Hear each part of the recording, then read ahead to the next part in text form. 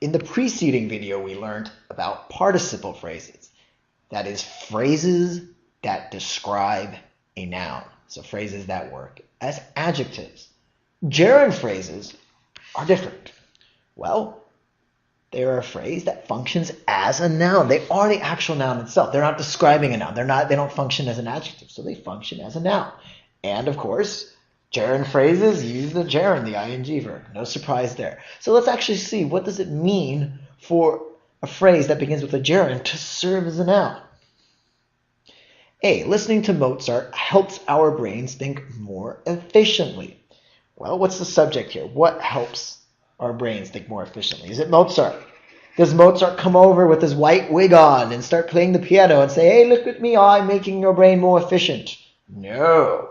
Does listening help our brains think more efficiently?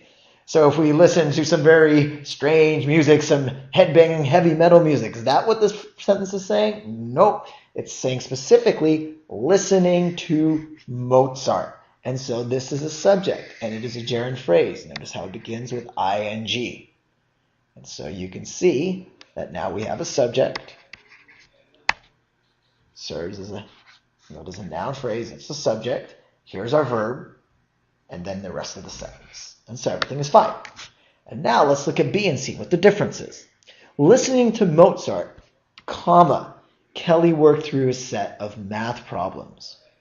Now, notice the comma. And if you just came from watching the participle phrases, you should say, hey, I know this. We're describing Kelly. There's a comma behind here. And if we're describing her, that's obviously an adjective clause going on.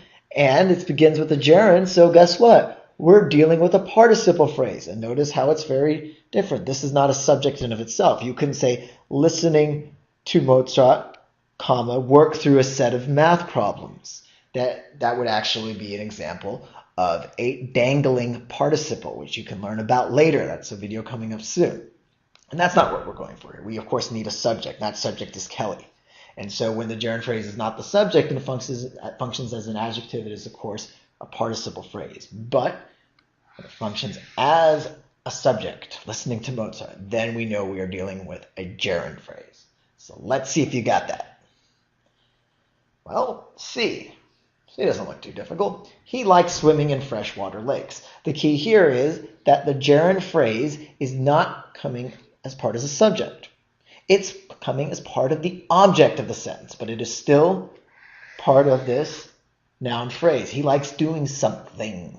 What thing? What noun does he like doing? He likes swimming in freshwater lakes. And so you can see we're dealing with a gerund phrase. I'm going to put GP there for gerund phrase. Now, the monster, roar, look how long that is, D. What I want to do, or what you should do, is pause the video and see if you can figure out where the gerund phrases are and where the participle phrases are, because this sentence has a few of them. Okay, so assuming you pause the video, let's start with cooking. Cooking without any recipes is difficult for most. Here's the verb. What is difficult for most? Not just cooking, but cooking without any recipes. This thing, the subject. So we know we are dealing with a gerund phrase. Though Dexter, comma, using his natural sense of proportion. Who is using his natural sense of proportion? Aha, this phrase is describing Dexter. It is an adjective. Therefore, it is a participle phrase. I'm going to put a PP for participle phrase.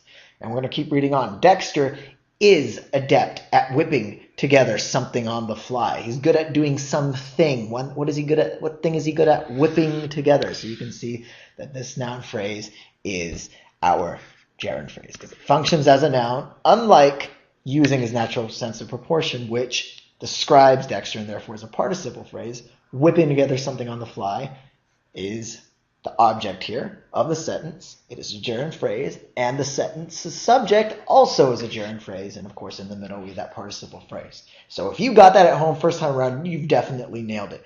If not, go back, watch the videos again, and you may also want to watch the videos on dangling participles.